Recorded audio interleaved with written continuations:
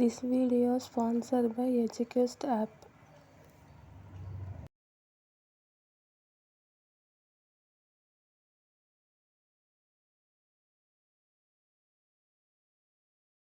The struggle to find courses that truly speak your language, it's finally over.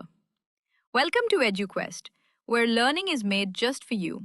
At EduQuest, we bring you a wide range of online courses, from career building programs to skill boosting masterclasses, all in your regional language. Because we believe language should never be a barrier to success. Our courses are tailor made after understanding what today's learners really need. So why wait? Start learning the smarter, simpler way only with EduQuest. Visit eduquest.courses and explore your next course today. And hey, don't miss out on our exciting offers and promotions. Hi friends, இன்னைக்கு நம்ம அடை தோசை பார்க்கலாம். எல்லா விதமான பருப்பும் போட்டு வீட்டிலே ரொம்ப சூப்பராக பார்க்கலாம். ரொம்ப ப்ரோட்டீன் ரிச்சானது. நீங்களும் ட்ரை பண்ணுங்கள். அடை பண்ணுறதுக்கு நான் இந்த கப்பில் தான் எல்லாமே அளந்து எடுத்துக்க போகிறேன். இதில் அளந்து எடுத்துக்கலாம். நான் 2 பேர் சாப்பிட்றதுக்காக பண்ண போகிறேன். அதுக்கு 1/4 கப் கடலைப்பருப்பு, 1/4 கப் துவரம் பருப்பு, 1/2 கப் துவரம் பருப்பு, பச்சை பயிறு 1/2 கப்பு,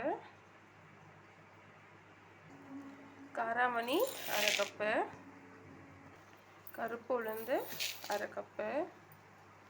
இன்னும் உங்ககிட்ட என்னென்ன பருப்பெல்லாம் இருக்கோ அதெல்லாம் சேர்த்துக்கலாம். நான் இன்றைக்கி இதை மட்டும்தான் சேர்க்க போகிறேன். இது கூடவே இட்லி அரிசி 1/4 கப் சேர்த்துக்கலாம்.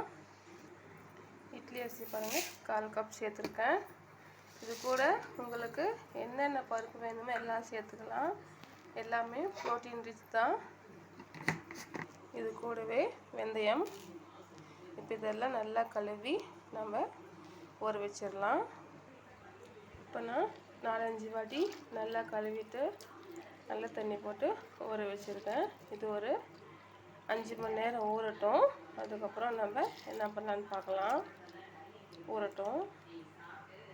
இப்போ இது 6 மணி நேரம் ஊறி இருக்கு. இது இப்போ மிக்சர் ஜாரில் மாற்றிக்கலாம். மிக்சர் ஜாரில் மாற்றிட்டு நல்லா அரைச்சிடலாம். இது கூடவே கொஞ்சம் சீரகம், 4 வரமிளகாய், இதை நைஸாக அரைச்சிட்டு வந்துடலாம். இந்த அளவுக்கு நல்லா நைஸாக அரைச்சி எடுத்துகிட்டு வந்துட்டேன். இப்போ இதை வேறு பாத்திரத்தில் மாற்றிக்கலாம். நான் வேறு பாத்திரத்தில் மாற்றி எடுத்துகிட்டு வந்துருக்கேன். இப்போ நம்ம இதில் அடை சுடலாம்.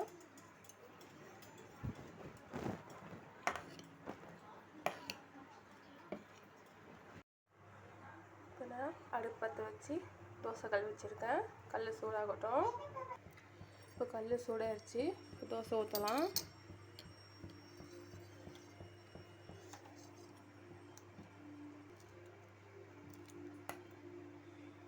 இப்போது தோசை ஊற்றலாம்.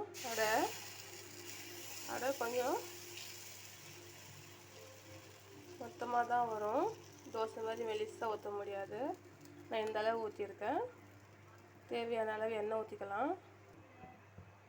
எண்ணெய் போட்டுக்கலாம். ஒரு பக்கம் வேகட்டும்.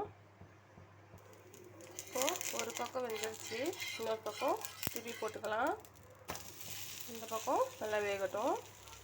இன்னொரு பக்கமும் நல்லா வெந்துருச்சு. இப்போ இதை எடுத்துடலாம். அவ்வளோதான், ரெடி ஆயிடுச்சு. இப்போ நம்ம சட்னியோட சர்வ் பண்ணிடலாம். இதுக்கு நான் தக்காளி சட்னி செஞ்சுருக்கேன். இதுக்கு நல்ல காம்பினேஷனை நீங்களும் ட்ரை பண்ணி பாருங்கள்.